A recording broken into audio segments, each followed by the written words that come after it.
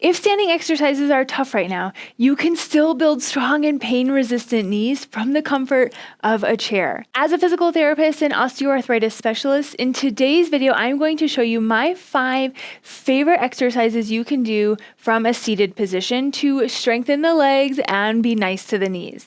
These are gentle, joint-friendly, and can help you walk, climb stairs, and more with confidence. Let's get started. Each exercise is going to focus on a different group of muscles, so it's important to watch all 5 exercises for a well-rounded routine. And as always, before we get started, make sure you listen to your body. Don't force anything your body is not ready for today, and modify as needed. Each exercise, I'll provide ways to make it more challenging and ways to make it a bit easier, so it can fit whatever fitness level you're at currently. Exercise number 1 is a seated leg kick. Bring yourself to the edge of the chair. The firmer the chair you use for these exercises, the better it will be. Roll your shoulders back a few times just to be aware of your posture. Kick one heel out, trying to straighten the knee as best you can.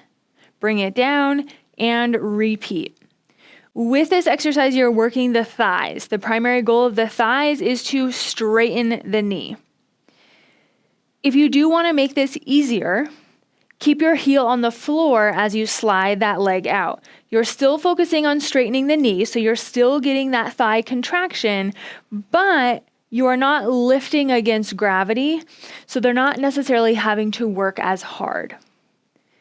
If you want to make this more challenging, add the kick with a hold for a count of 3. 1, 2, 3. Rest and repeat on the other side. 1, 2, 3. By increasing that time, you're just asking those thigh muscles to work that much harder, so it can increase the intensity. We're looking for anywhere from 10 to 20 repetitions, repeating for 2 to 3 sets. This next exercise is an isometric press down. The beauty of this exercise is it works a lot of muscles at once. Your thighs, the backs of your thighs, your hamstrings, your calf muscles down in the lower leg, and even the glutes. Find yourself at the edge of the chair, up nice and tall, knees bent to about 90 degrees. Think about pressing your heels into the floor.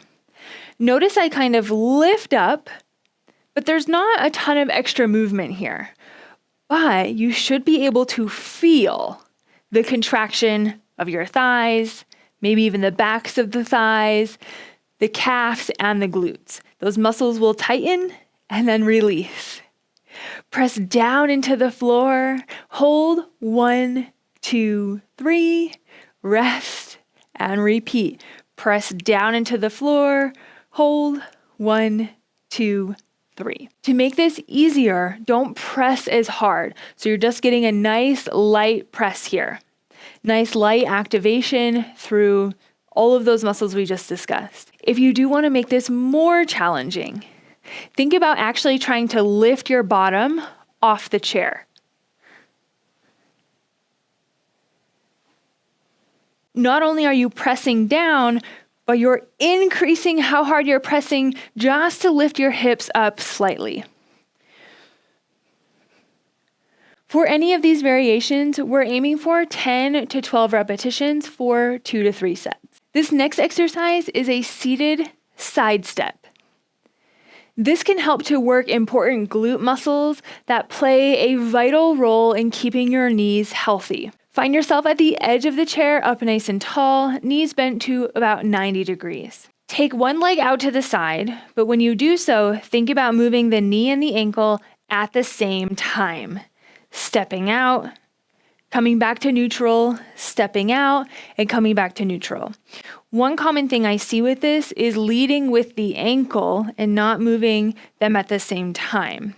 This is not necessarily getting at what we want. So, knee and ankle move at the same time. If you want to make this easier, lessen the range of motion. Only open up as far as feels comfortable. If you're also dealing with hip arthritis, this may be a range of motion you're pretty limited in, so it's something just to gradually work into. Adding a resistance band can be a great way to make this more challenging. You can use these latex plastic ones, or you can use these cotton sturdier bands. A lot of people tend to have a hard time with these bands rolling up, so these can also be a good option. Truly comes down to personal preference, although I do find these cotton ones can be pretty taut. I'll show you with this plastic one. Put it around the tops of your knees. Then move your knees about hip distance apart. Keeping this left leg stationary, take the right leg out to the side, and then take the left leg out to the side. The more resistance you have on your band, the harder this will be. But do keep in mind that you're maintaining form. Sometimes if the band is too taut, you'll find yourself reaching with that ankle. This one can be a great one to do in front of a mirror as well, so you can make sure that you're keeping the right form. Aim for 10 to 20 alternating repetitions for 2 to 3 sets. Exercise number 4 is one of my favorites to strengthen the inner thigh and groin area, an area that's commonly weakened and thus can become tight. Your body needs stability from somewhere, strength or tightness. So if you do have some weakness here, odds are those muscles are pretty tight. So this exercise can also help relieve that. Your inner thighs are very important for knee health because it changes the way that you move. So being able to relax and strengthen those muscles can help you move better as well. For this exercise, find yourself at the edge of your chair, knees bent to about 90 degrees, up nice and tall. Grab a firm pillow and place it in between your knees. Ideally, your knees will be hip width apart. If the pillow is too large or too flimsy, your knees might not be in the most optimal position. Fold the pillow if you need to, or search for something you can use. What I'm doing here is simply squeezing into the pillow, holding for a count of 3. 1, 2, 3. Relax and repeat. Squeeze into the pillow. 1, 2, 3, and rest. With this exercise, you should feel those inner thigh muscles contract and tighten as you squeeze into the pillow.